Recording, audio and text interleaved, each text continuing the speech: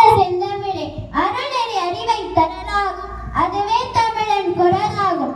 பொருள் பெற யாரையும் புகழாது, போற்றதாரையும் இகழாது. முத்தமிழுக்கும் தமிழ் மண்ணுக்கும் இந்த அவையில் கூடியிருக்கும் நல்குணங்களுக்கு என் சிரம் தாழ்ந்த வணக்கத்தை தெரிவித்துக் கொண்டு, நான் விரும்பும் பெருந்தலைவர் காமராசரை பற்றி எனக்கு தெரிந்த சில வார்த்தைகளை உங்கள் முன் சமர்ப்பிக்கிறேன். குழந்தைகள் பள்ளி செல்வதற்காக நீண்ட தூரம் நடக்க கூடாது என்று எண்ணியவர். பள்ளிக்கு படிக்க வரும் மாணவர்களுக்கு ஒருவேளை உணவாவது வழங்க வேண்டும் என்று நினைத்தவர்.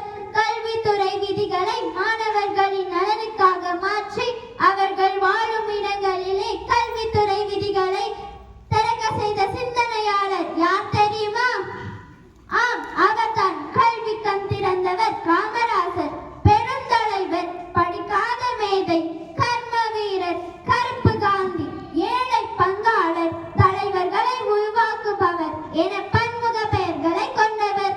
அறிவுடையோன் வழி அரசும் செல்லும், பெற்ற தாயும் கல்வி, அறிவில் சிறந்த மகனிடத்து கூடுதல் அக்கறை காட்டுவார் என்பர் சான்றோர். எனவே மனிதனான ஒருவர் அறிவு பெற்றே தீரவென்றிருக்கிறது. அறிவை பெறுவதற்கான வழிகள் இரண்டு. ஒன்று அனுபவத்தின் வாயிலாக பெறும் அறிவு, மற்றொன்று அறிவுள்ள சான்றோரின் நூல்களை படித்து அதன் வாயிலாக பெறும் அறிவு. இத்தகைய அறிவை வழங்கி என்னை உங்கள் முன் நிலைநிறுத்திய மாபெரும் மாமனிதன் நான் விரும்பும் பெருந்தலைவர் காமராஜர். முதலமைச்சராக பதவியேற்ற நேரத்தில் ஏற்றக்குறை 6000 தொடக்கப் பள்ளிகள் மூடப்பட்டிருந்தன. அவற்றை உடனடியாக தலைக்காணிட்டார். மாநிலம் முழுவதும் அனைவருக்கும் இலவச கட்டாய கல்விக்கான சட்டத்தை இயற்றி தீவிரமாக நடைமுறைப்படுத்தினார். குழந்தைகள் பசிபோக்க உணவூட்டிய அன்னை தெய்வம் என்றால் நாம் பசிபோக்க உணவூட்டிய காமராசரும் தெய்வம்தான்.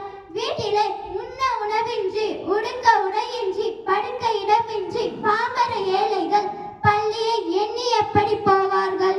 ஆகவே மாணவர்கள் உயர்கல்வி பெற பொறியியல் கல்லூரி, மருத்துவ கல்லூரி, கால்நடை மருத்துவ கல்லூரி, ஆசிரியர் பயிற்சி நிறுவனங்கள் ஆகியவற்றை